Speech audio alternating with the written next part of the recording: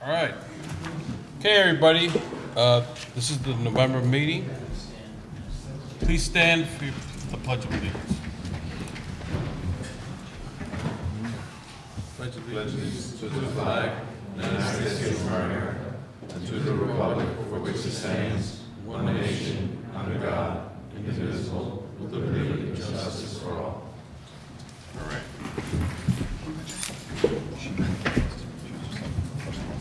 All right, folks. First one on the agenda will be the Gypsy Trail Club. Sorry, we changed the agenda. Hi, representatives for the Gypsy Trail Club, come on down.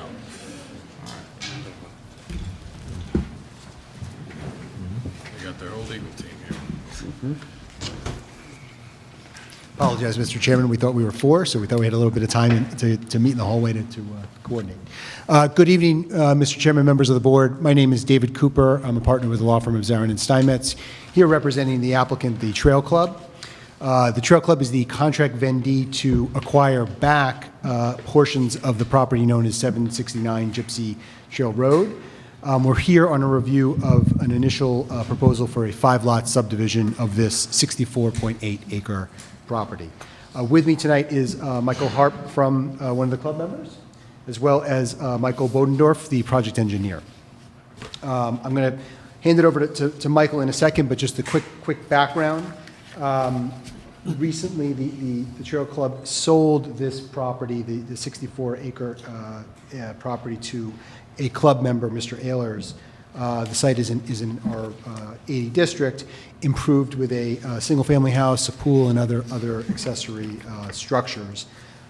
In the contract of sale and in the purchase there, the club reserved the right to purchase back portions of the property from Mr. Ehlers in the event that they're able to obtain subdivision approval to create various lots, which is what we're here for tonight.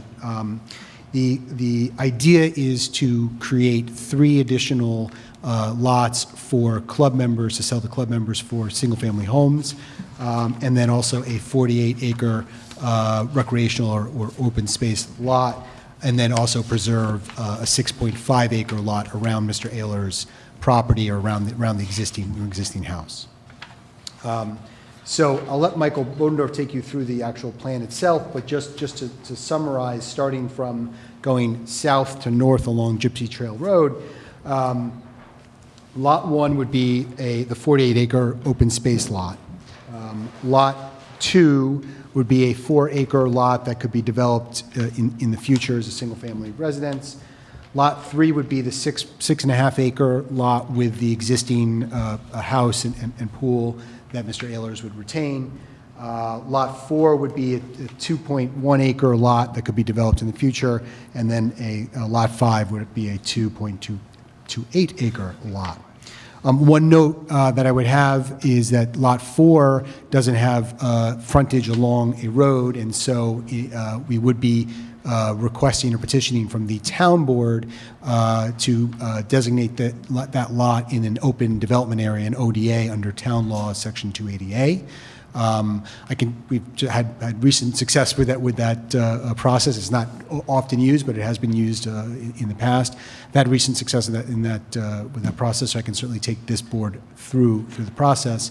From a procedural perspective, what we believe or anticipate the best way to handle this is, and we're happy to talk to you about it tonight, is because this is qualified as a major subdivision under your regulations, you need a preliminary plat approval and then also a final plat approval. So at the preliminary plat approval, we would know whether or not that Lot 4 is going to look like it does on our proposed plat.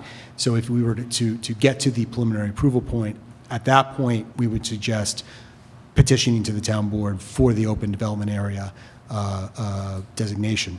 The other reason for that is because the town board couldn't act before SECRA is completed. The one procedural request we have tonight is that your board designate its intent to serve as lead agency. We think you're the more appropriate board in this case to serve as lead agency under the SECRA.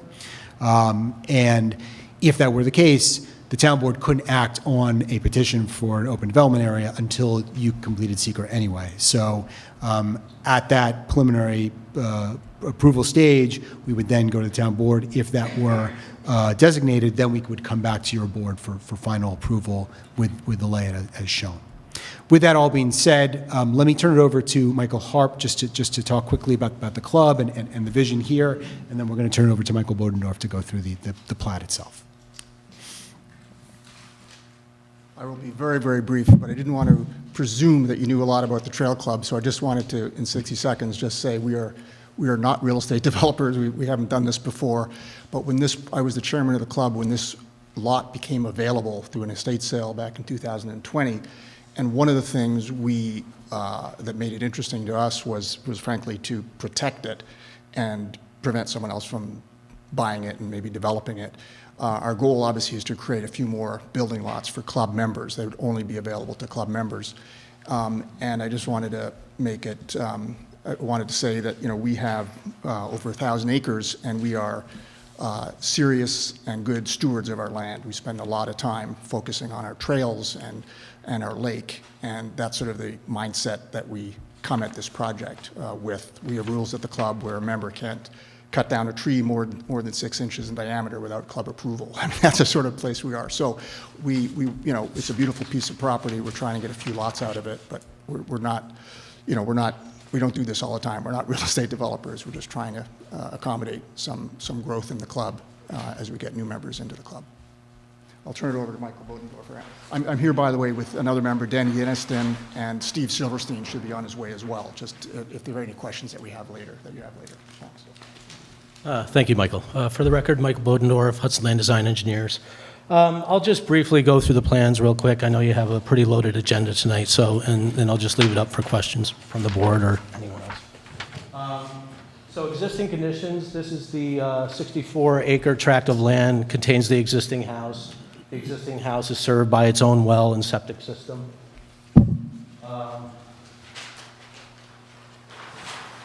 Second sheet, subdivision plat, just shows the outer boundaries of each lot.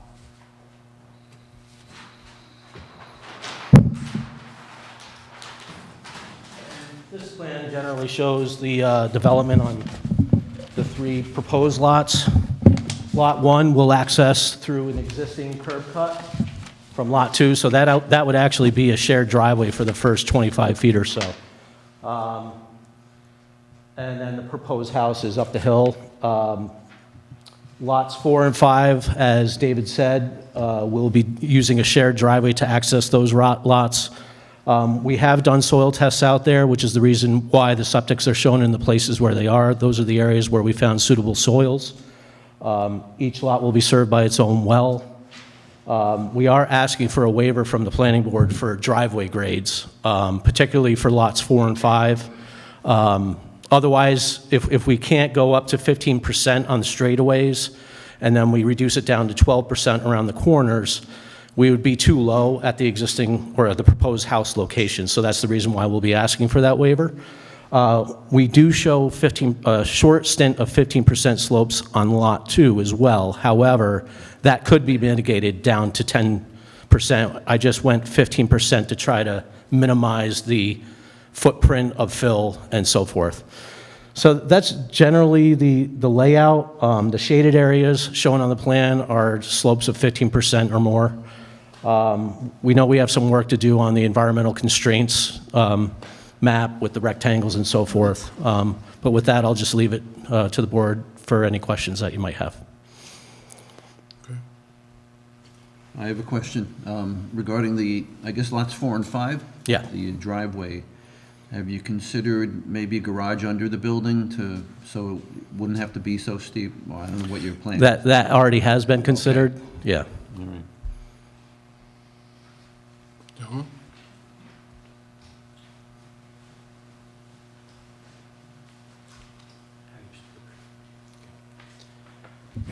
Good evening. My name is Bruce Barber. I'm the town's environmental consultant. I'm going to touch on briefly the environmental aspects of the project. John will talk to the engineering, of course. As indicated, this is a proposed 5-lot subdivision before your board, constituting a major subdivision. The acreage sizes have already been addressed. I want to just focus really on what Michael had talked about in terms of this rectangle.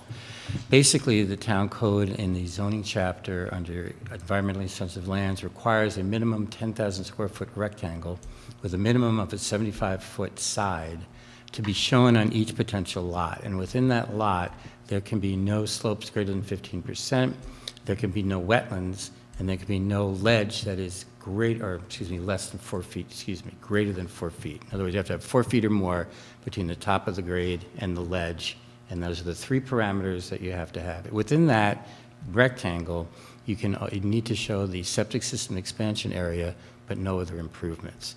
So we need to work with Mike to quantify if indeed we have those rectangles, because this particular site is substantially constrained with steep slopes, and also the types of soils that are indicated, at least in the SWIP, don't really have that bedrock or grade to bedrock depth. They are around 40 inches where 48 inches is required. So I'd be interested to see what your on-site soil testing was for the septic, because perhaps that will tell us more. They're digging down generally deeper than that, and perhaps there is some areas that do not have that ledge concern. So we need to establish that to determine the validity of the individual proposed lots.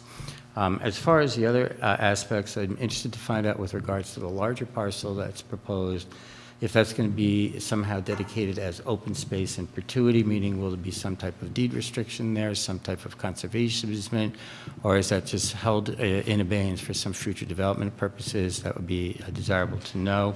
This is an unlisted action under seeker.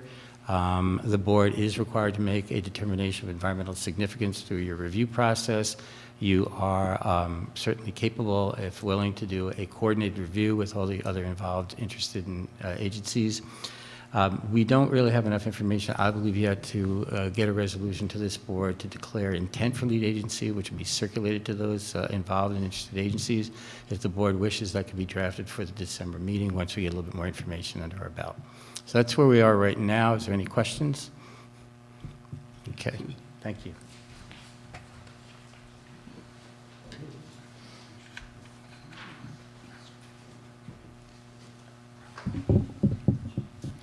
Good evening, everyone. My name is John Andrews. I serve as engineer to the planning board. You should have from me a memo. It's a rather lengthy one. There's a lot of I dotting and T crossing that needs to be done, but to echo a few things, this is a major subdivision. As a major subdivision, there's certain information that is required. While it exists in most cases within the plan set, the actual plat itself has some deficiencies that need to be brought up to speed. Bruce touched on the minimum lot area analysis and Bruce touched on the environmental sensitive lands. There's another provision in town code where you have to address the supplementary minimum lot area analysis. Mike has somewhat done that. And there's a note to that effect on here, but it's somewhat awkwardly constructed, and I just like it to be a little more plain English, straightforward. And just to refresh the board's memory, depending upon what soil types you have, and the fact that you have wells and septics, that may increase the minimum lot size. In this case, it does not, based on the type of soils, but again, the note is a little awkwardly worded. The attorney's cover letter refers to some deed restrictions must be recorded in the event of the subdivision under the club's agreement with Mr. Ayers. I would suggest strongly that the board probably get a copy of those, absent the, I'm not looking for financial arrangements, I'm not looking, but any details that relate to the aspects of future land development, as Bruce said, or the lot configuration, I think should be disclosed to this board as part of the process.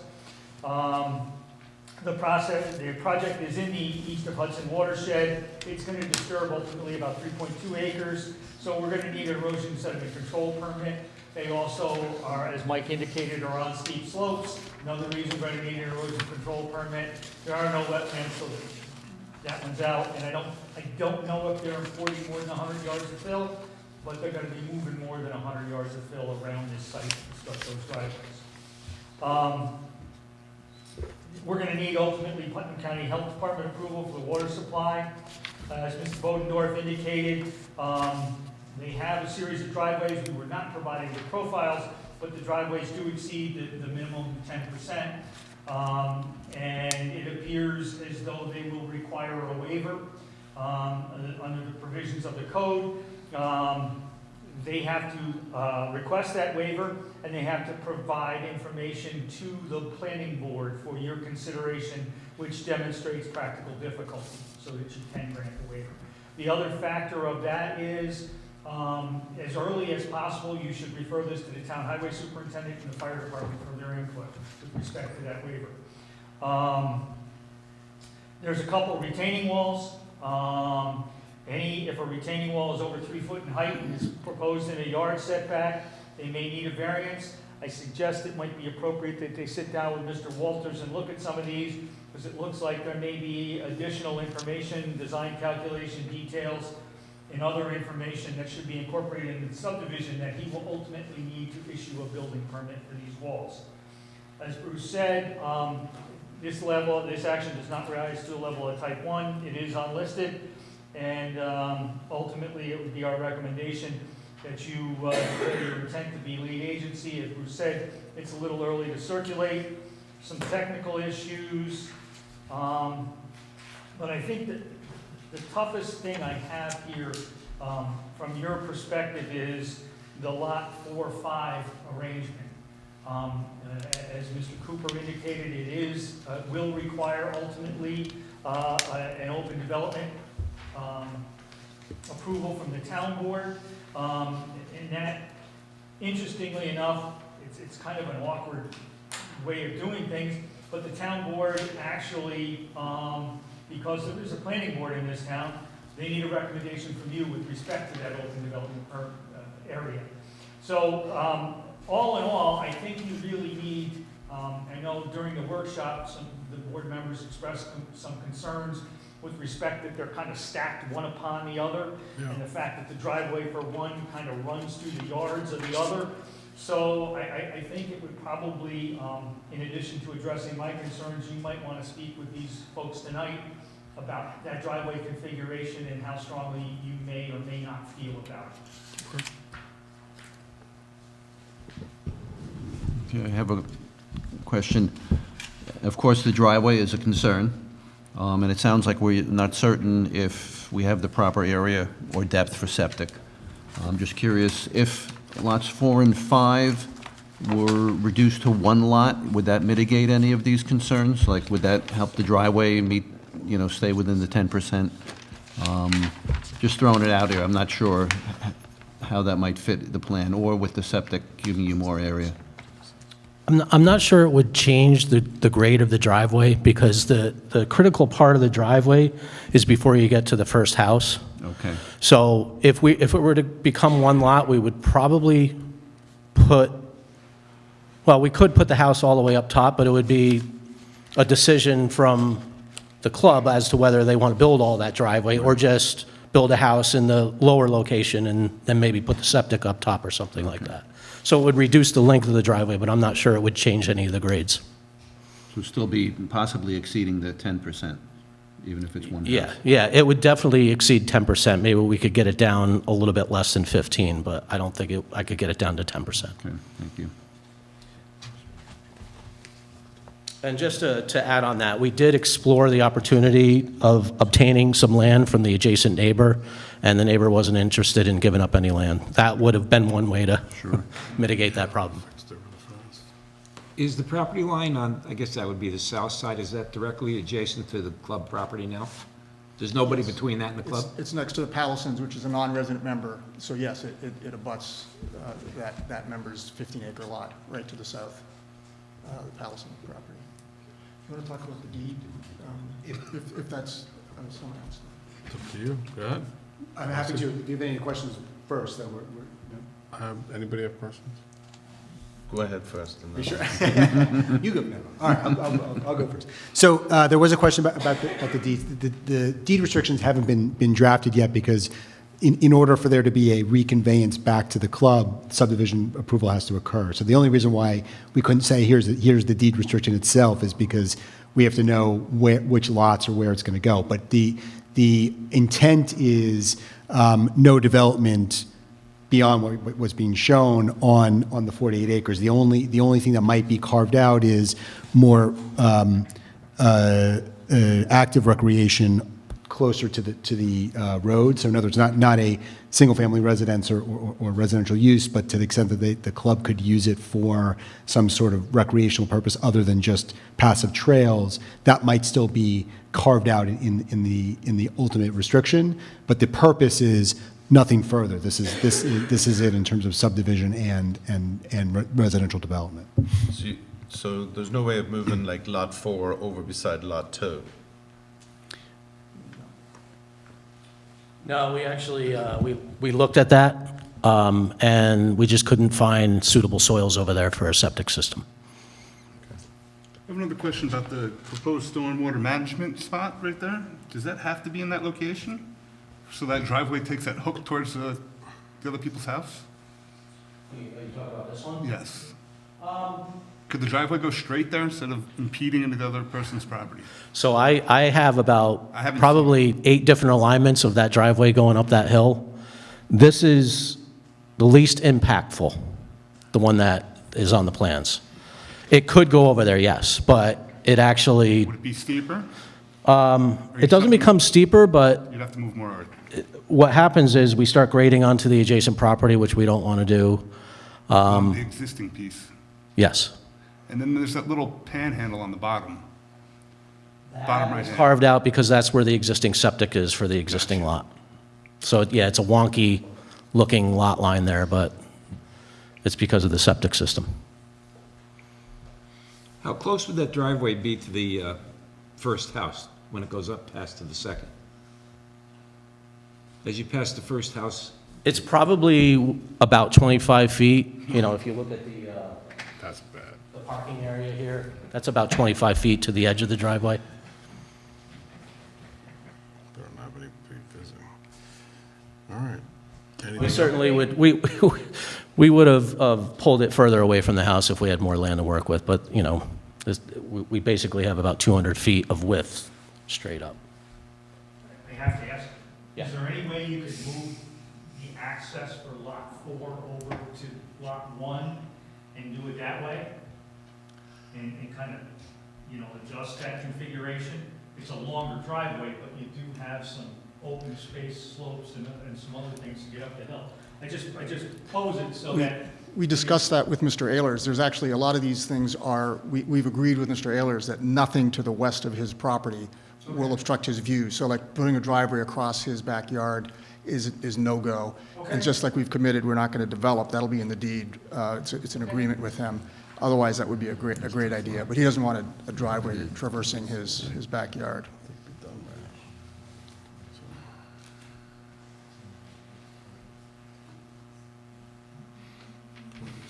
One more question. As far as, I guess, we think the fire department needs to address the driveway issue.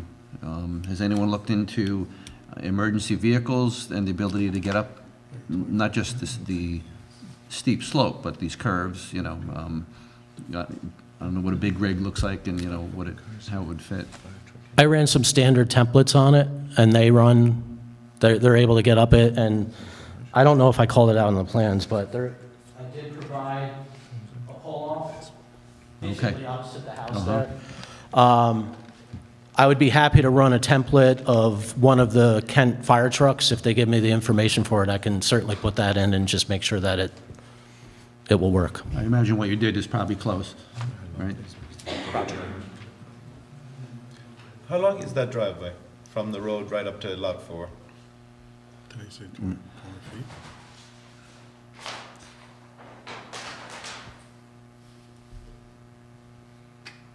It's about 450 to the first house. And First.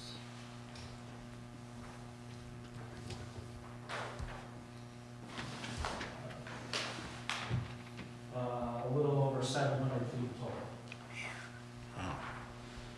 Makes it a quarter mile almost. Yeah, Bill.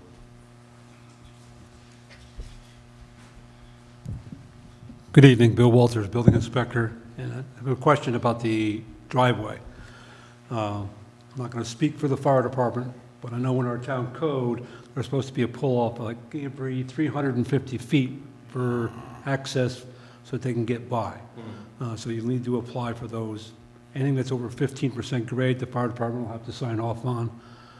And one of the other things pretty sure the fire department's going to be asking you for is any water supplies that are up there.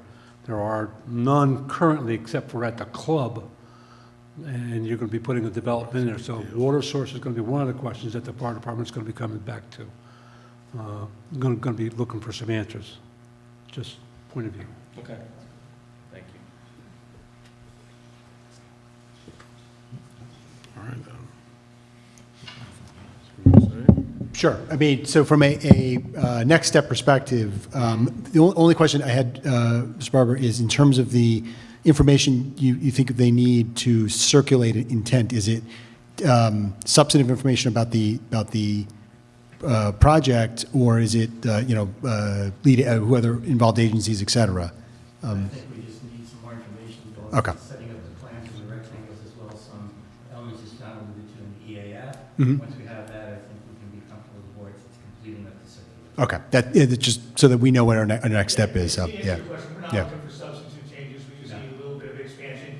If you got soil test results that justify some of those boxes, a few other things, and then there's a couple items in, for instance, the open development space is not even addressed in the EAF.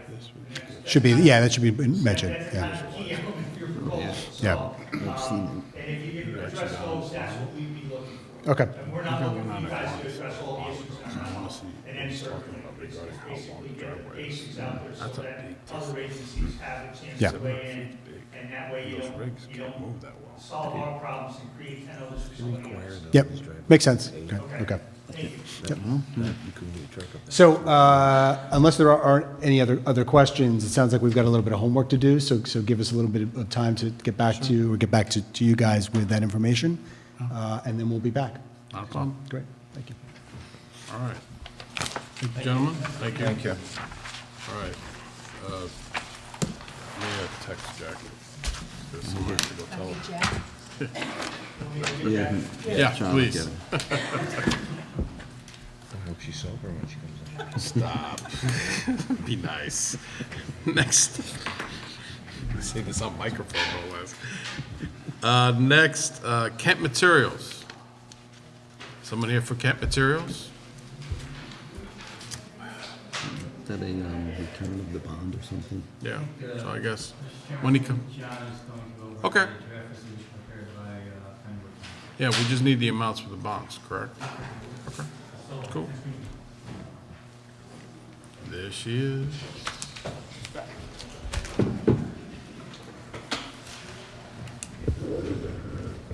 Yeah, I actually like to see how big that driveway is. Take a picture of it. Visualization's a good thing. Keep them, it's not forever. Why not? I didn't say that you could visualize it. You see that one where he was talking about the assessor, about this thing, video thing? Take a- John, Kent Materials. Kent Materials. Yes, sir. Okay. That one will actually be good because you're gonna go see it.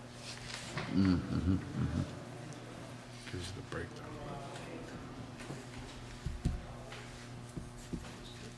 Okay, if I may, Yes, sir. I don't know whether you have them or not, so I brought them to hand out. Oh, okay. I guess not. This is a resolution that Thank you. Mr. Battistoni had prepared, Thank you. and I'm prepared to walk through it with you Yes, sir. and provide some background. Yes, sir. Thank you. All right. Thank you. Threw my camera off. That's okay. So, give me a minute, I'll get over to the podium. No problem.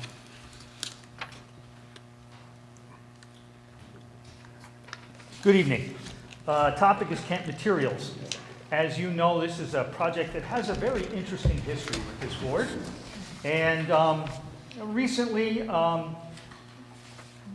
we went out, we being Bruce, myself, and with John Watson of Insight Engineering, who represents the school district, we went out and made a site visit in August. We reviewed that site visit with you folks, and basically, the site has kind of stabilized itself. They have some issues. There's really no obvious current problems. We made a series of recommendations. We received a letter from the school district dated October 4th, in which the school district went ahead and corrected the deficiencies that we identified. They removed the millings, they removed some miscellaneous stockpiles, they enhanced the overflow. So basically, the site is stabilized and not likely to create some problems in the near future. So as you all know, there's a very outstanding series of bonds and other matters. The planning board asked for a big amount, and there's been some lawsuits and other things associated with it. I'm not going to go there. But basically, what this comes down to is, in order for this project to move ahead, the school district currently owns it. The school district apparently has a willing buyer. The willing buyer will only acquire it if or when all the law litigation is solved around it and he can get a clean piece of property. The school district has been operating and maintaining it. You may have observed, a lot of you, that they recently mowed it. Bruce and I wish they hadn't mowed it, but they did. And so they are maintaining it. They are actively involved. So in an effort to expedite this, clear up the record, and move this ahead, what Mr. Battistoni has done is prepared a resolution which basically says, hey, the site is basically stable today. The school district is going to be responsible. There's a new owner coming in who intends to develop it. Nothing's probably, the status quo will be maintained for the near future. So as a consequence, the time has come to basically release the bonds. So what he has done is a resolution, and I'll just go through some of the now therefore it be resolves, because that's the meat and potatoes. And the first one is, now therefore be it resolved, the town of Kent hereby, and it should be the town of Kent Planning Board, hereby supports the cancellation of the 2 performance bonds above referenced and the return of the security to the owner in the pending action, in the litigation, in the amounts of $57,300 and $17,885. And that the Town of Kent Planning Board recommends the town board that it authorize the return of the above referenced security as part of the execution of documents which will settle and discontinue the pending litigation in full with prejudice. And be it further that the chairman of the Kent Planning Board is hereby authorized to execute any and all documents reasonably necessary to settle and discontinue the pending litigation and to return the above referenced security to said plaintiffs. Now, I know it's been a topic also. There's a lot of outstanding fees associated with this. And I think that's part of the documentation the attorneys are dealing with. But I think for the purposes of this evening, I think the simple matter is for you folks to consider and adopt this resolution. Cancel the Any 2 changes bonds. we can make, We can cancel the 2 bonds, basically. cancel the 2 bonds, that's Can that be correct. done on one resolution, or has to be 2? No, it's one resolution. Outstanding. There you go. And it is the resolution in front of you, so. All right. John, do we know that the idea that it will settle and discontinue the pending litigation in full, that that's been agreed to, or do we, I was not a party to those discussions, but Right. it is my understanding from speaking to John Watson and speaking to both Mr. Battistoni and Nancy Tagliaferro, Nancy Tagliaferro being the town attorney, Mr. Battistoni being your attorney, who have all been involved in this, that the simple answer is yes. okay, The Thank you. owner just wants his money back so he can walk away. okay. All right. So we're just canceling the bonds? I'll make that motion in regards to canceling the bond, the return the security to the plaintiffs and the pending action, namely the amounts of $57,300 and $17,885.00. I second. How do we vote? Don't you have to do roll call on this Do one? roll call. Because Yeah, I have- well, okay. well, I'm gonna do the vote. I'm gonna do, okay, roll call. Aye. Aye.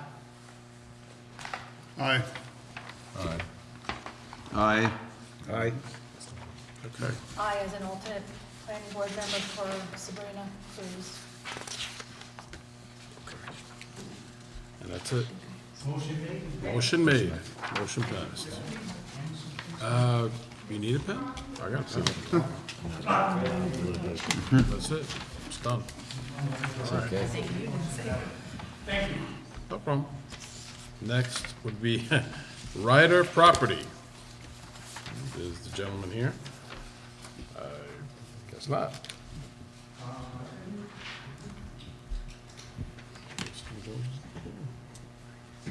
If the board will recall that Mr. Ryder met with you at the workshop last week, he has received positive information back from the court system relative to his desire to be classified as a non-for-profit.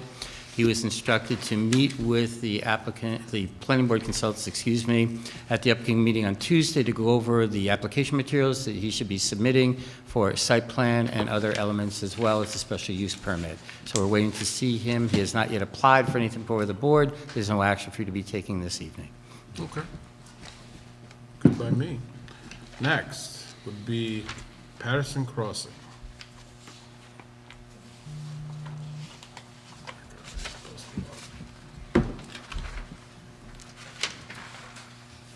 Good evening, Jamie LaJudas from Inside Engineering, Surveying and Landscape Architecture. We are here for 2 90-day extensions for Patterson Crossing. That's the gist. We'll keep it short and sweet. That's pretty short and sweet. Gentlemen, commentary?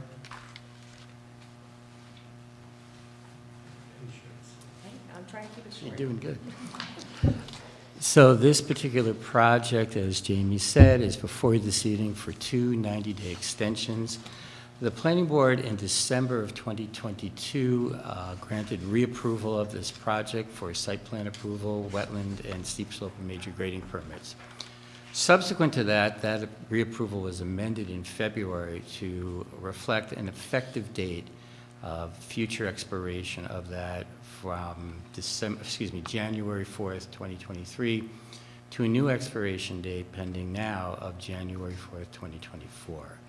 The applicant provided a letter as per the requirements of the resolution indicating the desire for the board to consider the 2 90-day extensions from that period of January 4th, 2024 to what would be the effective date of expiration July 2nd, 2024.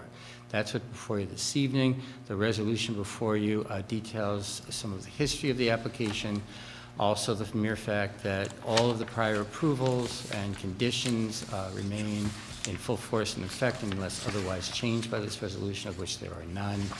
And in addition, the resolution indicates, as is the board's now custom, that the applicant will be required to come back at the end of the first 90-day period if you agree to accept the 2 90-day extensions, to just indicate how things are moving forward with the project, and then a decision will be made by this board to grant the second 90-day extension thereof. So that's what's before you this evening.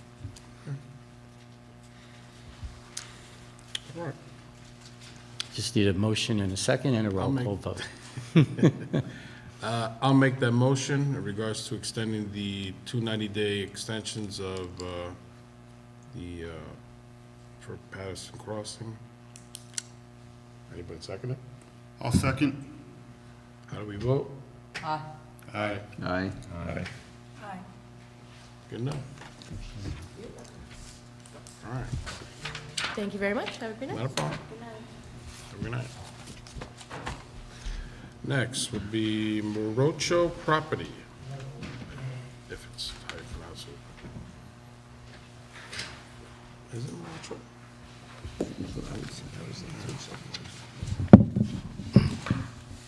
Good evening, Chairman, members of the board. My name is Andy Chung. I'm the engineer and the consultant for Marguerite and Jose Moracho, who is the owner of this property. They currently own a house on the property that's 10.77 acres. Their house is located right there. they plan on subdividing this property into two separate lots. Lot 1, which will be 1.84 acres, and Lot 2, where the existing house is, will be 8.9 acres. And they intend on building a 3-bedroom house in Lot 1. It's approximately 2,500 square foot house. So what I have shown here is an overall site plan that shows the location of where the proposed house and driveway is going to go. Each house is going to have its own separate septic system and separate well. The proposed driveway will come off Ludingtonville Road into the proposed house. There is an existing driveway and an existing house located there. As you can see in the green, there's the wetland buffer that was delineated back in 2022 by Ted Kozlowski. Recently, Bruce had performed a site walk and determined that the limit of the wetland line has moved further up the hill. So where we are at now, our proposed house will be a portion of the proposed house is inside the 100-foot wetland buffer. So this shows an overall site plan. I also did a blow-up plan of where that area is. And this blow-up really is part of my septic plan that I submitted to the Board of Health. We already went through all the perk tests and the deep tests for that lot, and we were able to get a 3-bedroom septic in there. So this is a blow-up of where the proposed house is going to go. This green line is the new 100-foot buffer line from the redelineated wetland. So I know I have memos from both Bruce and from John, so I know I have a lot more of the engineering technical stuff that still needs to be done. But I guess we would like to move ahead with the location of the house and see if the board has any comments.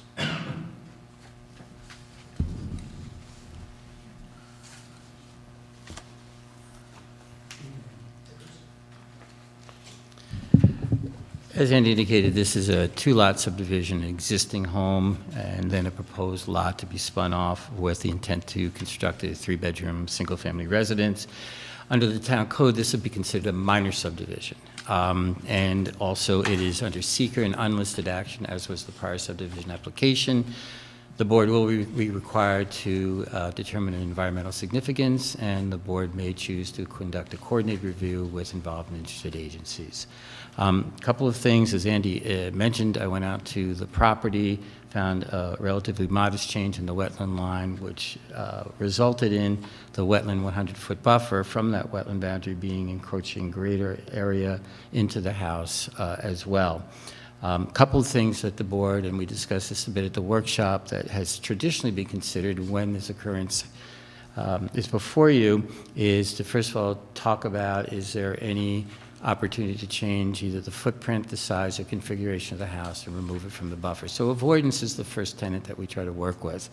If avoidance isn't possible, then how can we minimize the impacts? Can we change the driveway location?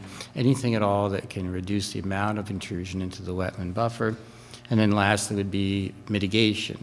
So what type of mitigation has this board done in the past? Well, you've done stormwater management, where you've either looked at rain gardens or underground stormwater structures like Cultex. You've done wetland buffer enhancement plantings, where you've created a strip between the house or encroachment and the wetland boundary itself with a dense planting scheme. Or you've also considered things such as conservation easements or deed restrictions on remainder areas of the property that could but will not be developed. So these are all things to be discussed and considered with the applicant, and I know Andy has spoken with them about some of these. The other thing I just want to talk before we turn over to John on engineering is just this magical 10,000 square foot box again, which we discussed with Andy. I believe you were able to put that on there, so if you just show the board where that is. Proposed septic and the proposed expansion area. Great, and as the board can see, these little Circles here indicate where soil testing was conducted for the health department, and that also was deep testing demonstrating that there is none of that rock ledge that we talked about with the last application within 4 feet of the surface of the ground. So this proves out as a viable, at least from the environmental sensitive lands perspective, something that works. Other than that, that's where we are. I'll turn it over to John with the engineering stuff unless there's any questions. Did you get this? Yes. Okay. Good evening. As Andy indicated, there is a memo stated November 7th. It's a lot of I dotting and T crossing again. As Bruce did say, this is a minor subdivision, so we need to treat it as such. He has to perform the supplementary minimum lot analysis. He has addressed the environmentally sensitive lands. He's going to be disturbing about 14,000 square feet with this proposal, so we're going to need an erosion sediment control permit. Additionally, it appears as though we're going to need some type of wetland permit because he is working in the buffer, so that also means we need an erosion sediment control permit. Putnam County Health Department, he's going to need Putnam County Department of Public Works. My error last time, this driveway, Ludingtonville Road, in this case is County Route 43, so he's going to need a county driveway permit. And the rest of the stuff is pretty much boilerplate. The only thing, as Bruce indicated, we do have to do the seeker process, but we have not yet received an EAF.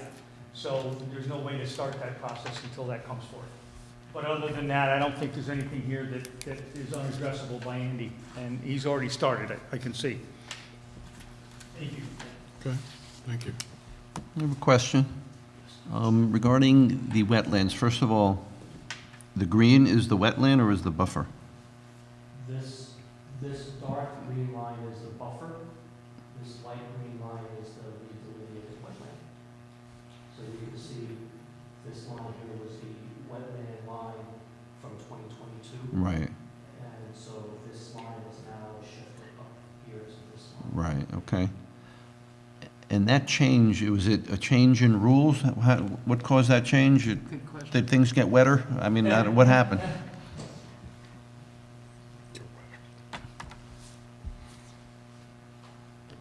Well, you would think after this summer, the answer is yes, things got wetter. But that's not how we look at this. Basically, when you start the process of determining if wetlands are on the site, you go through a desk review. And on this particular parcel, there was a substantial amount of what are called ridgeberry soils. Ridgeberry soils are listed as wetland or hydric soils in Chapter 39A of our town code, and therefore they would be jurisdictional wetland areas. So with that in mind, I did some more soil exploration and found that basically where we were with the original delineation, there were more of that soil type than what had been originally expressed. And that's not an uncommon circumstance to have differences in the lines. This is not a huge or substantial line. It's not like the other person before me missed it. It's just that I found that there were more representative soils a little bit further up than what had been previously shown. That's all. Okay.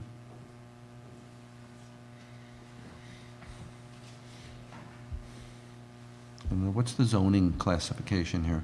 It's R80. Okay, so that's like 2 acres? Yes.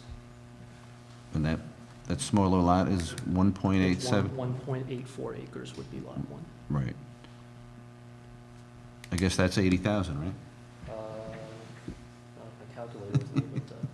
Sounds about right. Yeah. Yeah. Right. Okay. Anything else has to be done in regards? Yeah. Yep. Can I have for the next meeting? So keep going, basically. Yeah. That's what we're saying. Keep working. Got it. Thank you. No problem. Happy Thanksgiving. That's right. Yes, sir. Thank This you. month. All right, next one is Melcher Property. There we are.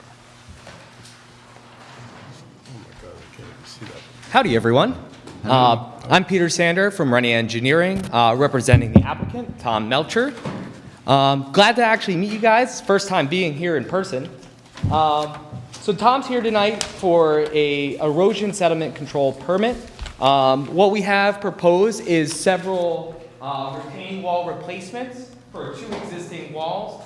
We're also going to be reconfiguring the patio areas that are existing, but Tom would like to add some better drainage and some conveyance and also some stormwater practices. The reason we're here for the erosion control permit is because we are exceeding the 5,000 square foot threshold, as well as the 100 cubic yards of excavation. Currently proposed is 12,000 square feet of disturbance and about 430 cubic yards of excavation. So far, we've submitted the plans as well as a drainage report. Mr. Andrews' comment letter indicated that we needed an additional erosion control SWIP. All of those have been worked on since we initially submitted it, so we'll be providing that in our next submission. But other than that, everything that would have been incorporated into that SWIP have been incorporated into our plans. Other than that, we believe that this is a fairly minor project. We've reviewed John's comments and don't see any major red flags. And happy to answer any questions that you guys might have. Thank you. Thank you.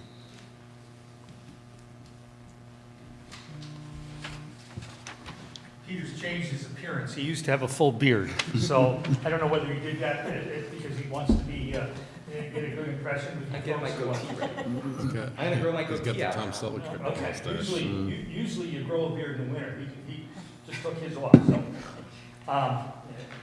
Anyway, you do have a memo from me. I will echo what Mr. Sanders said. This is a relatively minor project. It's an internally turned project. In other words, this project is basically uptight to the existing house. There's one retaining wall on one side, and then there's another retaining wall that separates a lower patio from the upper patio of the pool. And most of my stuff is boilerplate, dot the i's and cross the t's. This is a type 2 action under seeker, so no further environmental review needs to be conducted. We do need an erosion control permit. I don't believe there's any wetlands involved. That's why I got up first, not Bruce. Basically, what my recommendation is to you is that this is a relatively minor project, and as such, you may waive the holding of a public hearing. And it would be our recommendation that you consider waiving the requirement for a public hearing based on the finding that the proposed activity is of a minor nature, which would not significantly alter, affect, or endanger steep slopes or result in uncontrolled and excessive erosion. I think it's too early to move it to an administrative track, but I'd like to see, the SWIP and some of the final calculations and other things. But I would suspect if they're in a position, you could put it on for December, waive the public hearing this evening, put it on for December, and then possibly go to an administrative track at that time. Okay, good enough. I'll make that, how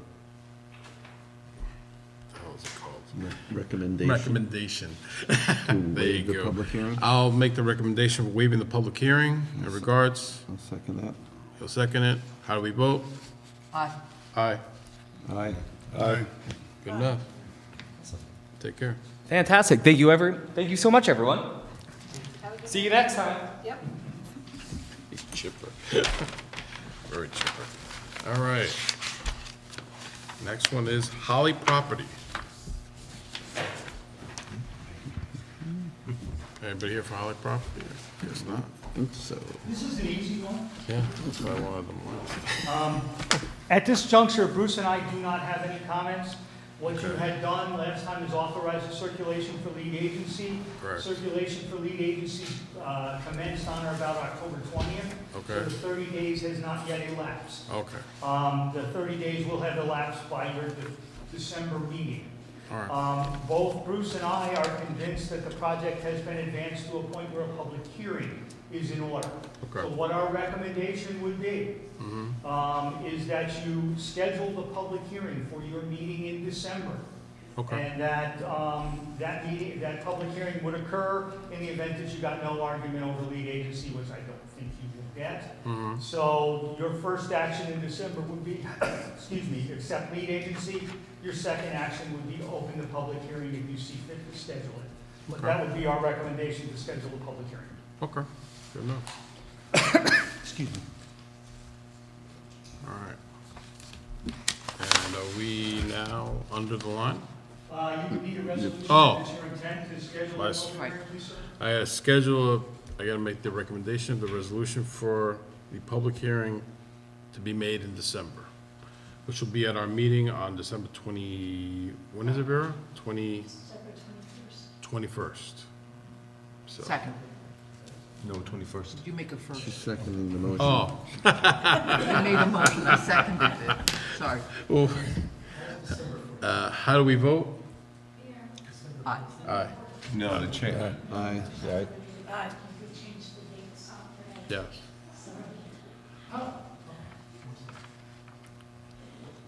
So, all right. Aye. Aye. Aye. Aye. Aye. Aye. There you go. That's it. All right. Got to approve the minutes. Yes. We have to do one separately for the lead agency also. Okay, I'll make that resolution also. I thought it was one and the same. That's in So- December. Okay, it's getting me all confused now. All right. Yeah, right. Now I gotta approve, we're gonna approve the minutes for the planning board in September. I'll make that recommendation. I'll second. How do we vote? Aye. Aye. Aye. Aye. Aye. There you go. We're good. All right, now we're under the line. Yes. There you go. First one would be Longinetti property. Okay. First one would be Longinetti. McMath is the one I'm wondering about. It's not got paperwork. Okay. Just correct me if I'm wrong, the first one below the line is Longinati. Correct. The bond is in place. Okay. We moved that to administrative track. We are waiting for updated information from them, which I have not yet received. Okay. The next one is Kent Self Storage 2. As you may recall, during the course of the workshop, we reviewed some marked up plans and some other things. Mr. Rena has been able to finally work out the details with the fire district. He's made some modifications. Based on the discussions at the workshop, I advised him that you folks had no real issues with that, except for the fact that you really had some concerns about screening the tank and the revised building height from the properties to the rear. And so long as he addresses those and gets us an updated set of plans, then we can begin to move that project forward. Okay. So we are awaiting additional information from him. McMath? Okay, next one, McMath. Oh, I get to do it again. McMath has a long and colorful history also. And what we've been doing is we've been working with him. Essentially, Mr. McMath has basically mothballed his project. He got it about 85% of the way along, and then decided he didn't want to go any further. So he put it in mothballs and kind of dressed up the property. We made some recommendations. He took care of everything that he asked for. And his project was interesting. It had basically what he did back in the day, he bonded his project in phases. So he hasn't completed any of the phases, but the bond was supposed to roll over. And he was posting one bond, cover phase one was done, it would roll over to phase two. When phase two was done, it would roll over to phase three. Well, he mothballed the project in phase one. And he has no intention of going any further. So what we kind of came up with based on our last inspection is he submitted a long-term maintenance plan. They revised it to make it reasonable. So he's going to have someone visit the site twice a year and file a report. I made some recommendations. I think Jeff has addressed them in here. He came up with an estimate for a performance bond. I think we discussed it at the workshop. Basically what you do is cover 1 year's worth of maintenance, which is 2 inspections, about $1,700. It makes sense. So what Jeff has done is prepared this amended, basically, agreement which releases the bond and substitutes the maintenance bond. So in other words, I think he's got about $75,000 in the town. We're gonna release that back to him, and he's gonna post $1,700 for ongoing maintenance. And we will have to revisit this in about 5 years. So, you have the agreement in front of you. I think it's substantially, Jeff has worked it out. It needs to be sent to Mr. McNabb and his engineer to kind of modify a few other things. But I'd like the board to authorize us to move forward with this and empower the chairman when ready to execute the instrument presented by Mr. Battistoni when it's completed.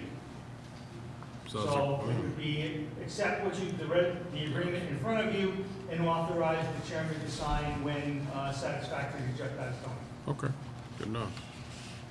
I'll make that recommendation. So, I'll second. how do we vote? Aye. Aye. Aye. Aye. There you go. That's it. Thank you, and I do apologize, but these things came last minute from Jeff today, and I wanted to make sure that he got them here. Just trying to read it. Time that in case something happens, we can get them resolved by the end of the year. No problem. Okay, let's see, what's next? Nichols Road. Nichols Road, Kent Manor, we had an interesting, all-encompassing meeting with the applicants for 2 of those, the town board representatives, actually Bruce and myself. The long and short of it is, we are exploring certain options, the most prominent of which is not closing Nichols Road. So what their engineer has done is kindly shifted it to my plate and said, here, you figure out how to make it work. I was volunteered to do that, and the town board at their meeting last night authorized that action. Okay. So what we will be doing is reviewing the Nichols Road extension for compliance with the town requirements, and also altering the one end to see if we can, in fact, maintain Nichols Road as a through road and not dead end. Okay. So that is my task. There's an updated meeting. I have to have this draft conceptual plans to achieve that by December 4th. Okay. The board will recall that there's an application in respect to the Nichols Street extension, basically on both sides of the road, coming from all the way down to Route 52. And that's been held in abeyance. We've been looking for guidance from the planning board attorney. We've received multiple requests to go out to the property, both John and I, to do a field investigation, me for a wetland verification, John to look at the drainage. This is not related to the road extensions that John mentioned earlier. Really, we don't have at issue to do that, but I think we would like 2 things. First of all, the board to authorize us to do that work, but then also request the planning board attorney to authorize same in a sense that there won't be any legal issues preventing us from doing so. So I ask for you to look at that this evening. We would be happy to go out and look at it. It's fortuitous before the weather really gets bad and cold to do that, of course. We're not wanting to hold up the project. It's just that we want to make sure we all have our T's crossed before we do so. Okay? So we're doing that as a site visit right there. Yeah, it'd be a site visit for both John and I, pending authorization or opinion from legal counsel. Okay. Okay? Good enough. All right, so what's left? Right now, it's, anything else that I have to approve everything or no? Just a quick resolution. Just an authorization. Just say you can. Oh, the authorization. Okay, that's all. I thought you guys got authorized by the town board. No, it's different. That's different. Oh, it's a different type of road. That's the design of the road. You guys need to authorize us to go out there to look for the Nichols Street project, and Okay. also authorize Jeff to make sure our going out there doesn't commit you. So 2 separate resolutions, okay. Two separate things. Two separate Okay, things. I'll make the first resolution in regards to authorizing you guys to go to the Nichols Street Road do what you have to do. Second. Pending legal opinions. Second. Aye. Aye. Aye. Aye. Aye. Aye. Anything else? That's good? Yeah? Okay, let's see. Right back up there. I didn't get enough exercise today. Route 52 development, they're trying to get back here. I think Good luck. we need to have a meeting with the town planning board attorney to clarify some legal issues as to where the actual starting line for this project needs to be. So I think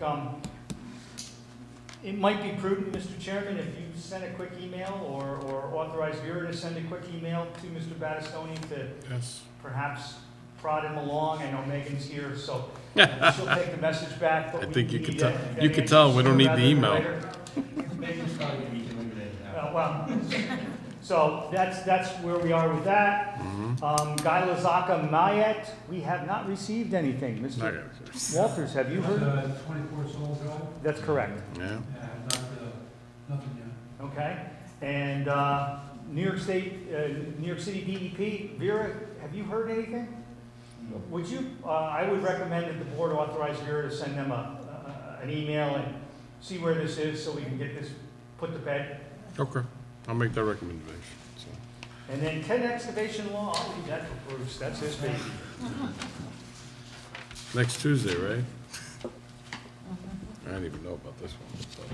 I can only tell you what I was informed about in that the changes made to the original draft, which was introduced to the public hearing in August, was completed. There were some changes made both from public comments as well as written comments that were received.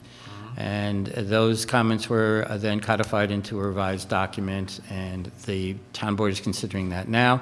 My understanding is that they opened the public hearing last evening at their town board meeting, which was held on Wednesday instead of Tuesday because of Election Day occurring.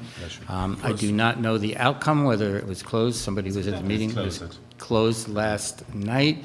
So the board then will be maybe additional public comments, but they were certainly closing it down and perhaps making a decision very shortly. That's where we are. Okay, good enough. Anything else? Comments, commentary? No? All right. Everybody, I wish you all a happy Veterans Day for those veterans amongst the crowd. I know myself, I think I'm the only one once here, but I also wish everybody happy Thanksgiving. And we are done. Oh, I gotta make the motion to close. I forgot about that. I'll make the motion to I'll close. second that one. How we vote? Aye. Aye. There you go. You're done.